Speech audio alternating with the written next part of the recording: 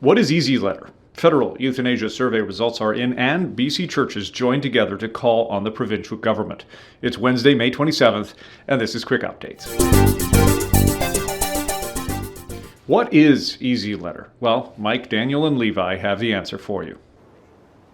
Hi there! I can tell what you're thinking. What is EasyLetter? What is EasyLetter? What is EasyLetter? Great question. EasyLetter is A tool that helps you connect with hundreds of local newspapers. letters to editors that take minutes to edit. The advocacy tool that amplifies your voice. An outlet to engage your community. You can use EasyLetter to write about Euthanasia, Abortion, gender identity. conversion therapy. pretty much anything, really. We started EasyLetter in 2020 to help you create high-quality letters that you can share with your local editors. Now we have over 450 newspapers available to contact. And big newspaper names like The Sun, Star. National Post, Globe and Mail. See what I'm saying?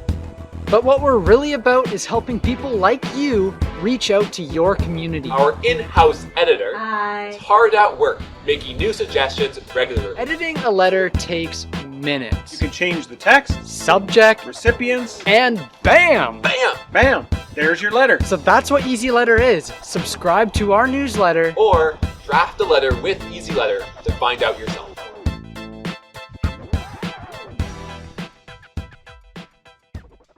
Bam! Go to easyletter.arpacanada.ca to give it a try.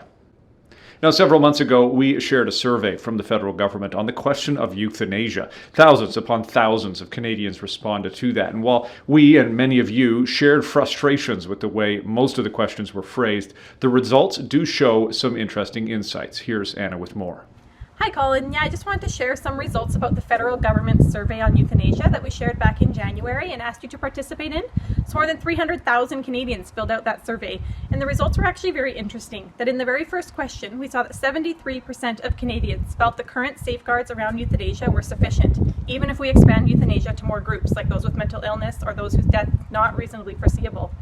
But what we saw in the rest of the survey was when they asked about safeguards that are not currently in the law, the majority of people felt those safeguards were important and they supported them. So those are things like making people aware of palliative care options, making sure they have social support, making sure there's a longer waiting period when death is not reasonably foreseeable.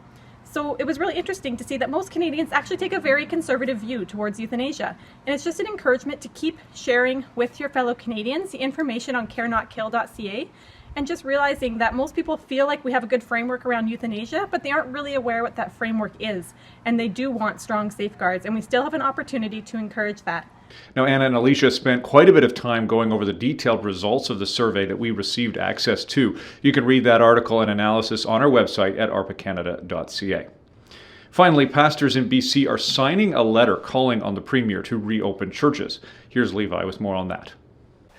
Hi everyone. So last month in Ontario, a couple pastors authored a letter asking the Ontario government to reopen Ontario church services. And that's because Ontario had a cap of 5 people that could meet together. So that effectively banned worship services in that province. Here in BC, we have had the blessing, the liberty to continue to meet together with up to 50 people. But now BC has flattened that curve. And so we're looking for more and more the government to prioritize the reopening and expanding of church services here in BC. So a couple local pastors have authored a letter to the BC government to do just that. So we encourage church leaders and pastors to review this letter and sign on to it, lend your support to it, and we encourage all you supporters as well to give that letter a read and encourage your church leaders and pastors to sign on to it.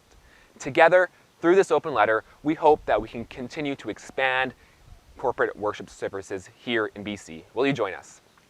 Back to you, Colin.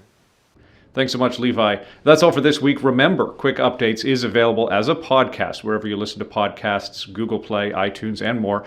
Thanks to you for watching Quick Updates. Please do like, share, and subscribe, and we'll see you next time.